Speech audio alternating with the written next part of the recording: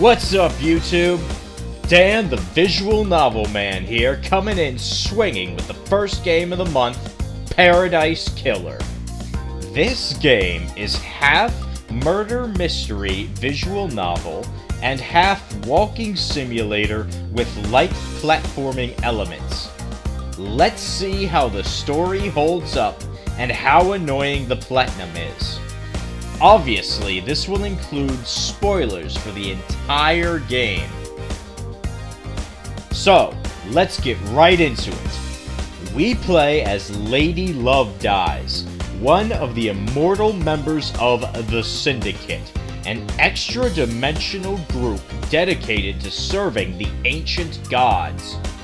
The Syndicate abducts humans from our Earth to use them for labor and to harvest psychic energy from their souls. The goal of the Syndicate is to keep the ancient gods alive and to make a perfect paradise free from other gods and demons, with 24 failures to date, and the 25th is supposed to be perfect. The 24th is scheduled for deletion, with almost all of the normies ritually sacrificed, and several Syndicate members already placed on the 25th.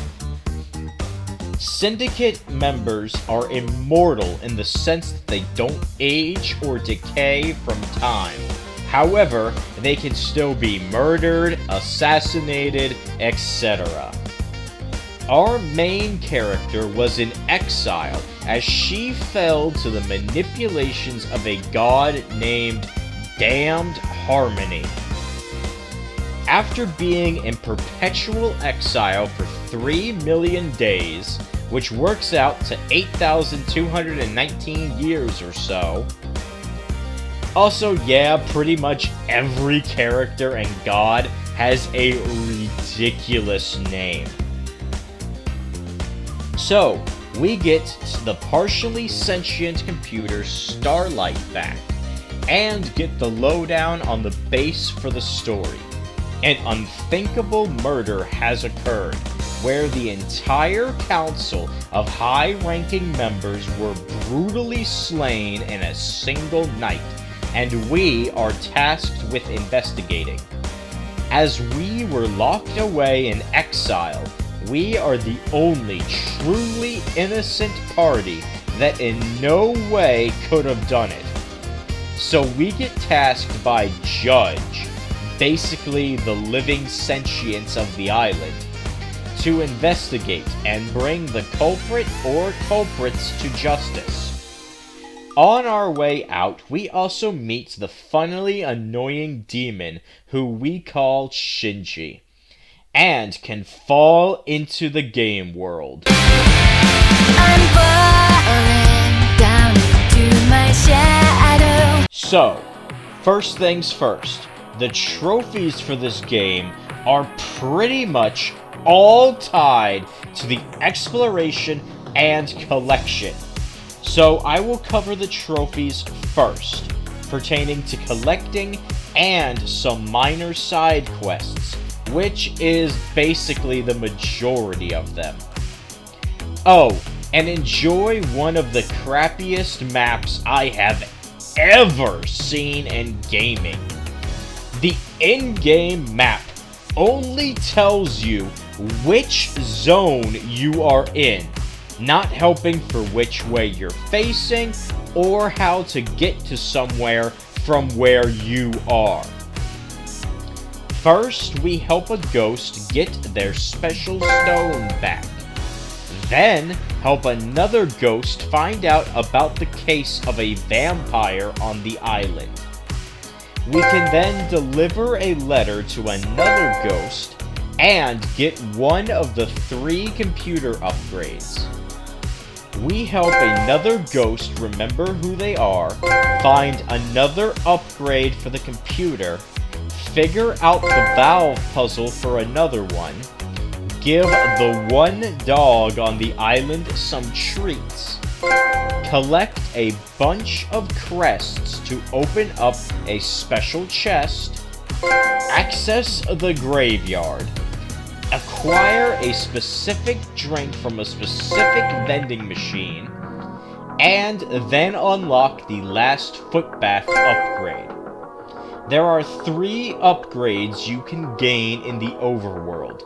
My order was the double jump, the air dash, and then the item finder.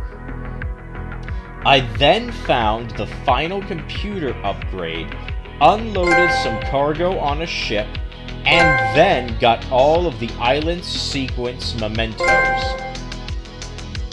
Then I found all the loose audio recordings, tell another ghost what happened to their friend, collected the final drink from the last vending machine, collected all of the bottles of whiskey, found all the music tracks, spoke to every instance of Shinji on the island, activated all of the special crying judge statues, collected every shrine tablet, and finally collected all skins for Starlight. Throughout your island exploration, it is also very important to collect blood crystals, this game's currency. You must use a blood crystal to get a drink from the vending machines, 5 for each footbath. Use 1 blood crystal to activate each fast travel point, and then use another one in order to actually fast travel from one point to another. Use them to open the prayer shrines, and these are necessary to obtain information from a character we'll meet later on. Man, this was an annoying amount of walking, running, jumping, and having to pause/meditate to see where the items are located.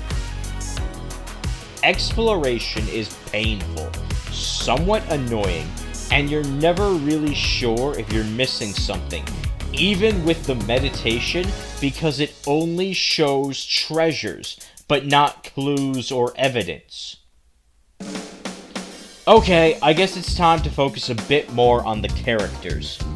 The side quests all revolve around one-off characters, being the ghosts and a doggo.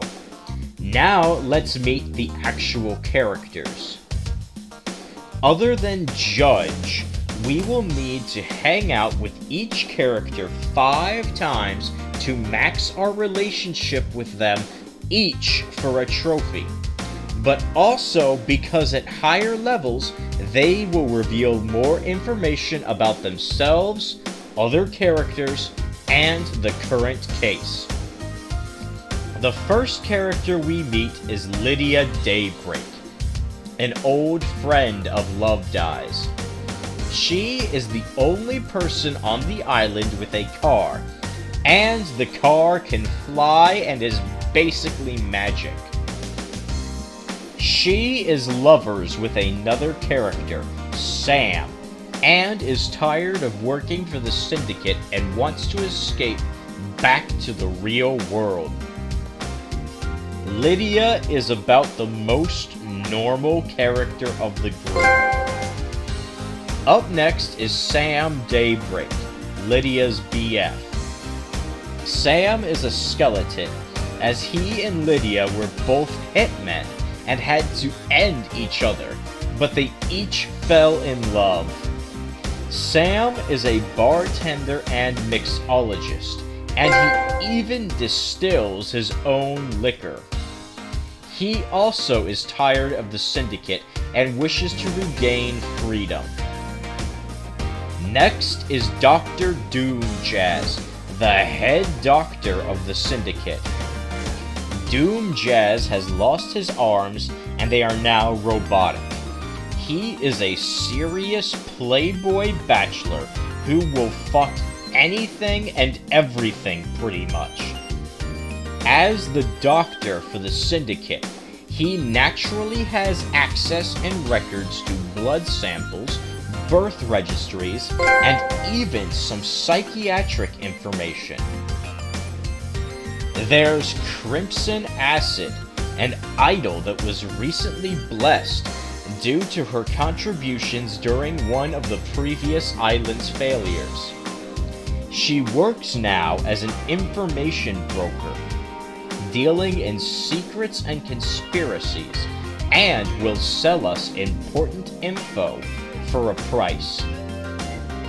She definitely seems shady and is working in a gray area. There's One Last Kiss, a ghost of a previous member of the Syndicate, who we'll find out exactly who later. There's Witness to the End, who is supposed to oversee each island's deletion. Since the last time Love Dies saw him, Witness has turned into a much more devout and zealous fanatic.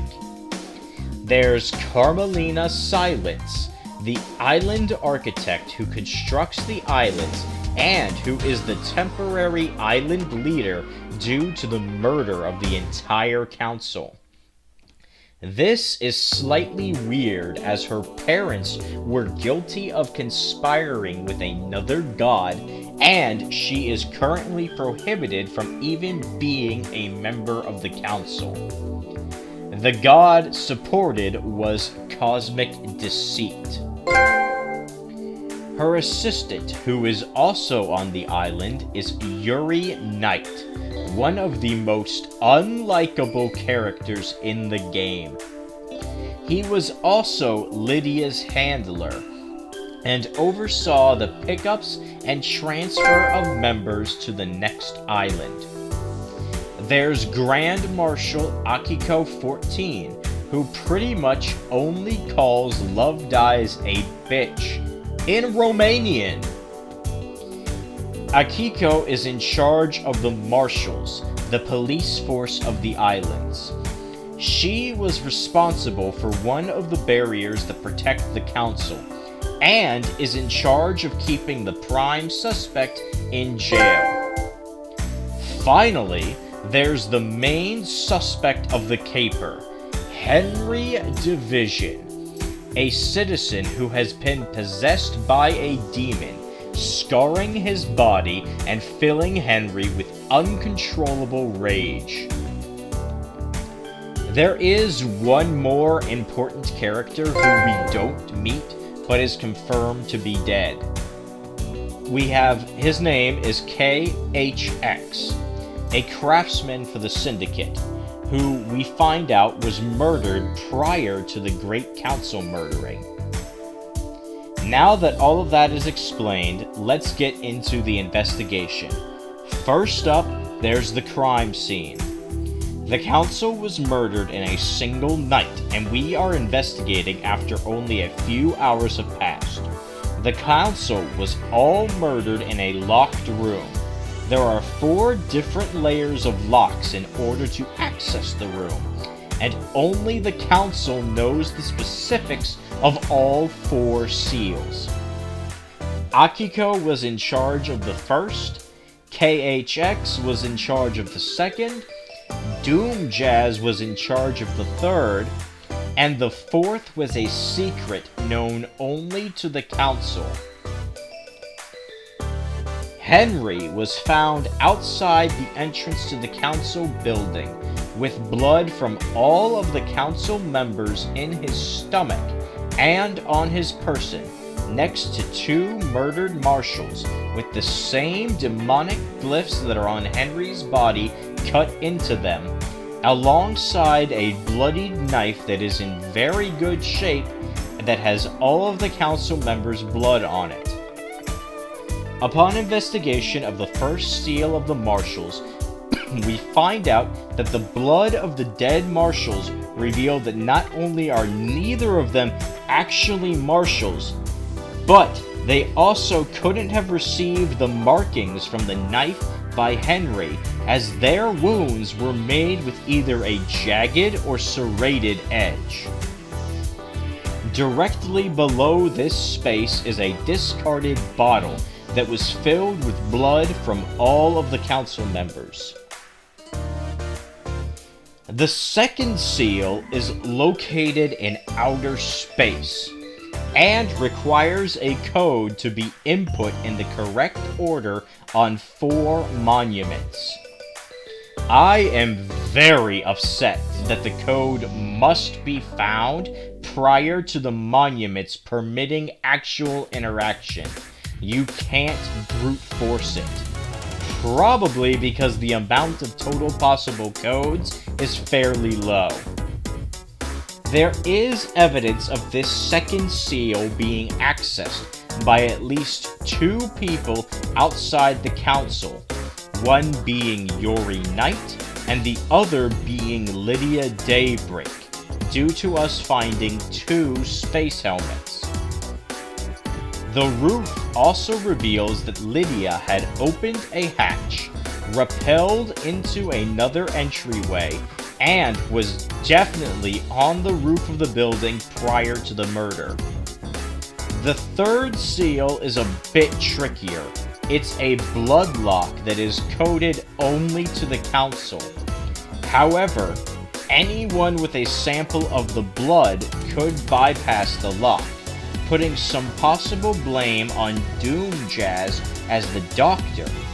However, Sam Daybreak also regularly needs blood transfusions due to his condition, and was seen accessing the clinic.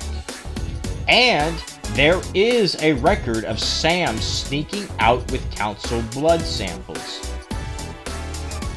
One Last Kiss is also revealed to have been Grace Bloodlines, the Syndicate's exorcist and council member who died 10 years prior, so someone with her blood could also bypass the lock.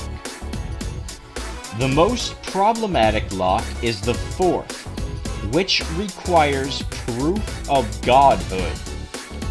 Well, the only god on the island is locked away in the pyramid. Visiting him nets us a trophy, and talking to Crying Grudge reveals that some people have come to take pieces of his flesh. Well, possessing this flesh makes it possible to get past the fourth barrier, and while Sam was found possessing a piece, this piece was given to him by Witness. Carmelina Silence also took a piece, but we haven't found that piece yet. Investigating the jail, we find that someone used an explosive to break the bars leading away from where Henry is to be kept. Akiko claims that Henry overpowered her and got to the council building, but this seems unlikely as the distance is too great. Unless he went through the barracks, which require Akiko's blood to access. Henry also claims to clearly have seen the god New Knight, whose only statue is located within the barracks. We ourselves confirm this, and also find out that 2 prisoners were escorted out of the barracks, but they never returned, along with a space where they could have stayed close to the council building. We also have to investigate Henry's origin, that ties into the death of Grace Bloodlines. In the Forbidden Zone, we find a book on demonology in Henry's apartment. See his mother's corpse that was burned with the demonic glyphs, and piece together that anyone that spends extended time in contact with Henry has the glyphs burnt into them. This means that Henry couldn't have killed Grace, as though she died by strangulation, there were no glyphs on her body. Henry was in possession of books that only one person had accessed, being Yuri Knight. Further inspection of the Forbidden Zone reveals a tunnel to Sam's bar that he and Witness frequented, a distillery and blood chamber of Sam's, and a room on demonology that belongs to Witness. When we visited the barracks earlier, we also got important documents and photos showing the aftermath of the failed exorcism that make more sense now that we've seen this zone firsthand. Back at the entrance to Exile, we find a directional speaker that was used to direct psychic death screams at the cell where Henry was located. In the graveyard, we can discover not only that One Last Kiss is Grace bloodlines, we can also find the grave of a disgraced council member, Aiz Kiwami. Aiz offed himself years before this story began. He also happens to be the father of Henry. With this in mind, a clue from around the council building now makes sense. We know that a council member purposefully erased 2 birth records from around the same relative time frame. Aiz Kiwami erased 2 births, with one being Henry. But who's the other? We also need to investigate the disappearance of KHX. We visit his cabin and find he was obsessed with our goat-headed friend Crimson Acid, and there is a lot of evidence of her being at the cabin. However, she claims not to have done anything to him other than manipulate him for info about the second seal, including how to learn the secret code. This code was also pushed to Lydia at some point, as evidenced by the tablet we find from the valve puzzle. We see that there are drag marks from KHX's house to a cliff, and at the bottom, we can find his corpse. Poor guy. And he's also clutching a ring that belongs to Yuri Knight. There's just one last thing to check now, and that's by using the power gloves from Sam's back room to break open a hole by where One Last Kiss hangs out. Inside this area, we get another trophy and meet a new character, Deinonagate. Poor guy has been shot, and as we talk to him, he says, "The corridor lady had me do it, so I did it. But now I'll never tell." And then he cuts his own throat. Upon investigation, we see the blade is well intact and has the blood of the council on it. He also has a piece of god flesh grafted onto him. We also find special corridors that link several locations together in capacity near teleportation. These rooms connect to Witness's apartment, the council building lobby, the council penthouse, and Deinonagate's cell. Having access to this secret passage that could only exist thanks to Carmelina lets anyone with a key simply bypass all 4 seals and end up directly in the penthouse. Once we arrive at the actual locked door crime scene, we can discover the bodies of the whole council, along with a freaking demon that has been slain as well. This part also kinda pisses me off, because it says that the demon killed some members, but probably not all, and that the demon has the blood of all the council on it, which isn't possible and directly contradicts other evidence we have found. What the actual hell? So, now that the investigation is over, with literally everything on the islands collected, we can finally start this sham of a trial. So, let's get down to business.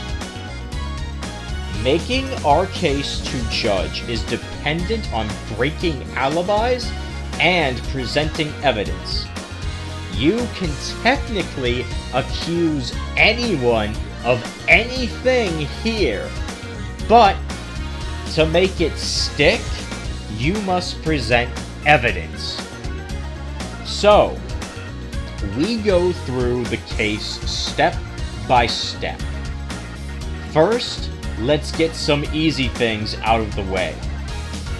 Pretty much, no matter what, Carmelina, Witness, Yuri, and Akiko are 100% guilty for conspiring and executing their conspiracies. The open-ended nature of this part and inconclusive and contradictory evidence makes putting together the events rather subjective, which pisses me the fuck off! Why have the mystery if it's not clear who and how they did it?!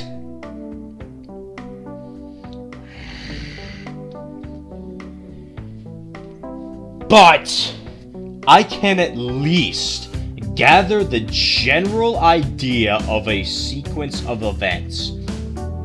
Henry theoretically could bypass all 4 seals by slaying the marshals, having the demon protect his body in space and also figure out the code. He has blood that is similar to Ai's Kiwami, which would let him pass the 3rd lock. And as a demon, he could bypass the 4th seal as it would recognize the godliness of the demon. But let's start from the beginning.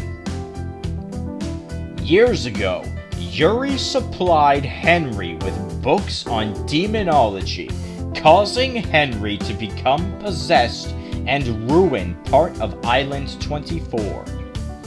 Later, after these bad events, when Grace Bloodlines attempted her exorcism, Akiko abandoned her and allowed Carmelina to strangle Grace. Carmelina was the only other one present, and had Henry strangled Grace, Grace would have glyphs burned into her. Not to mention, Doom Jazz confirmed that the Strangler wore a ring, which Carmelina had on her person due to previously being married to Ai's Kiwami. Prior to the Great Crime, Yuri murdered KHX in order to give Carmelina the info to bypass the 2nd seal, while Sam and Lydia had worked together under Witness to sabotage or bypass some of the seals, with Lydia sneaking around the marshals, bypassing the 2nd block with the code received from Crimson Acid, and then having Sam use the Council blood and the God flesh to transport a container housing the demon into the penthouse. Now in the present, Henry was able to escape in part thanks to Witness using the directed death screams to rile up Henry and his demon, and Akihiko was allowed to have Henry escape. While there is damage shown from the inside the track to make it look like Henry escaped, Starlight's analysis confirms it was done via thermite, a human element. Starlight also confirmed that Henry couldn't have made it from the cell to the council in enough time to have committed the crime, let alone bypass the seals, murder everyone, and even murder the marshals along with carving out the glyphs. Not to mention, Henry doesn't even know what the glyphs look like, so he can't write them out. Therefore, Akiko must have let Henry out to frame him, took him through the barracks, and restrained him at the entrance to the council building. Akiko murdered the people posing as marshals, evidenced by their blood on her blade and the cuts matching her worn sword, and then tried to pin the evidence on Henry, forcing Henry to consume the council's blood and coat a fresh knife with the blood from a bottle, which she hastily tried to dispose of. Witness and Carmelina were together at this time, though Witness had briefly left Carmelina alone to take a phone call, allowing Carmelina to free Deinonagate through the portals. During this time, Yuri had aided Deinonagate to access the penthouse, aiding Deinon to bypass the second, third seal, while Deinon alone could use his body to pass the third and fourth. At least, if they could, because the fourth seal is broken, probably from Sam passing through it earlier. Right at around midnight, Deinonagate makes his way to the penthouse, while Witness releases the demon already in the penthouse. A brawl occurs where everyone in the room dies, save for Deinonagate, though a council member managed to shoot Deinon and the demon. At this point, the story is able to be fabricated, with Akiko declaring it was all done by Henry. This is as close as I can get to what happened, because again, the evidence is contradictory. The Death Scream speaker had no purpose or mention within my trial. I was able to accuse Doom Jazz of breaking the third seal. All the extra work of Deinonagate makes no sense when he could simply teleport to the penthouse, so he has no need to bypass the seals. Unless he had to be framed to make it look like he bypassed them all when he didn't and he simply teleported back. And of course, with Deinon and the demon being there and being shot after doing damage, there is no way that blood from the entire fucking council would be on both the demon and Deinon. The crime is literally impossible with the evidence we find, and basically everyone had some hand in the conspiracy except for Henry, who only exists to be the scapegoat. As an even bigger donkey kick to the nuts, after the trial, Love Dies can keep her God gun. Everybody on the ground, now! He's got a heaven gun! Those can kill anybody! Why do we have those again? With the God gun in hand, we can go to every other NPC and have the option to exile or execute them. As I was able to do this and got everyone guilty in the trial except for Crimson and Henry, I had to hunt them down and execute them. Apparently, if you do this, then whenever Lady Love Dies goes to enact her will, she says, "I didn't have the evidence, but I know you're guilty." Except with Henry, where she says, "You're demon-possessed anyway, so bye." Also, this is why you need to get everything before the trial, as if Lydia is gone at any point, you lose the option to fast travel. With that, there's only one more trophy to get, the speedrun trophy. That's right, the final thing to do is start a new game and beat it in 10 minutes or less. So, you jump in, mash through the dialogue, fall down, have Lydia take you to judge, leave the room, go back immediately to start the trial, blame it all on Henry, and then run to Lydia on the dock to leave. So, this game is both weird and infuriating. The island is too big and cumbersome to walk around, with some places having too many fast travel points, while other areas have none. The collectathon aspect is annoying, as there isn't an indication of what's important and what isn't. And there are a lot of junk items.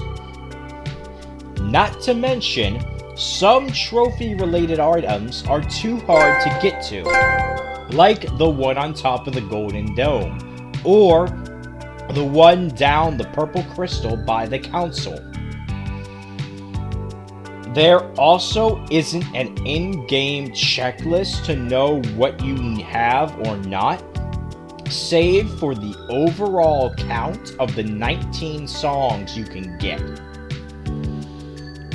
It's also stupid that you need the currency to fast travel, as there is a finite amount of these objects. And with the ending of the trial being so open-ended, along with the option to just run around and take everyone out, the mystery loses all of its edge and impact. The music is kinda okay, but I fucking swear one of the songs sounds like an instrumental version of a song by Emmanuel, La Chica del Humo.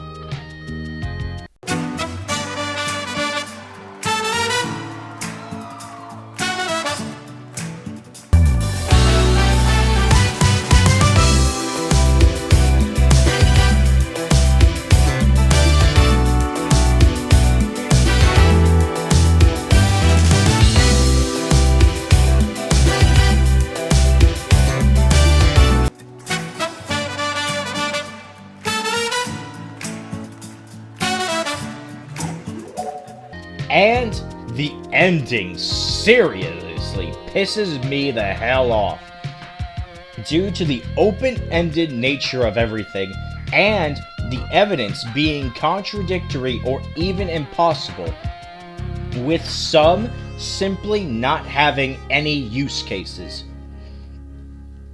I have seen some people say that the mystery is what makes it interesting. The moment it's revealed exactly how and why, it becomes boring.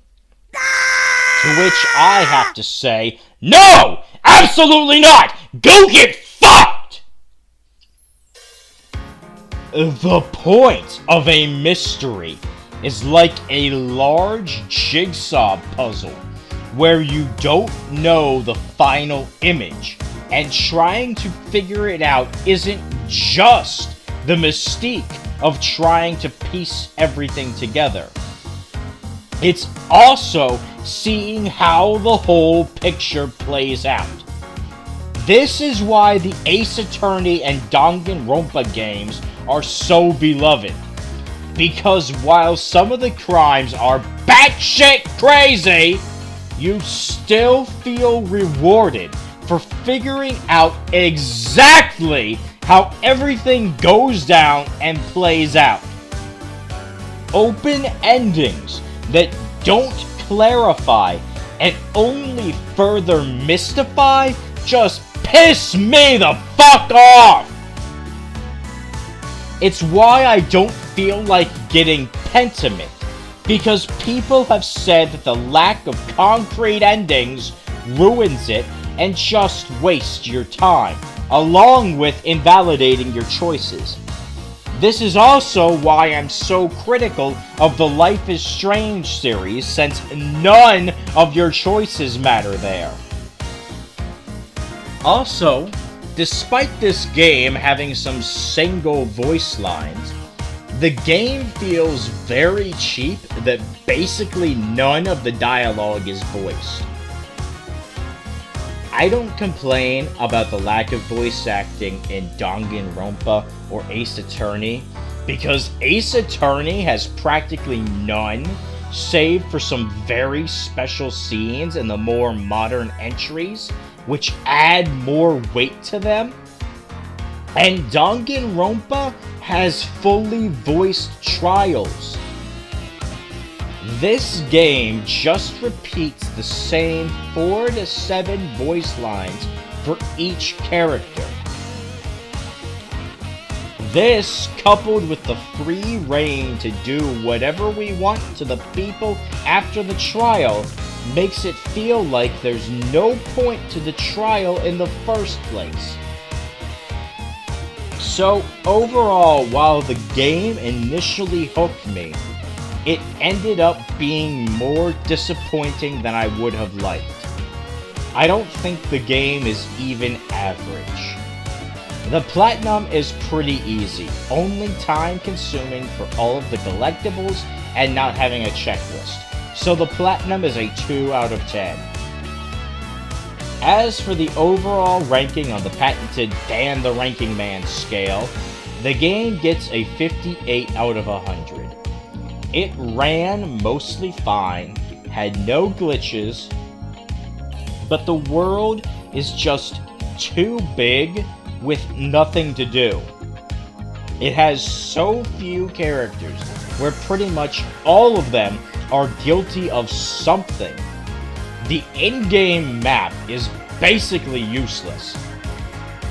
And I remember more frustrating things about this game than good, especially due to the kind of bad ending that doesn't change no matter who you condemn. So, that was Paradise Killer. Stay tuned to see how Cris Tales shapes up. Like, subscribe, comment, hype the video and all of that. Check out the channel for more like this. And remember, only losers don't pick the options to have Lady Love Dies bang both Crimson Acid and Doom Jazz. And only super losers leave the bad word censor on.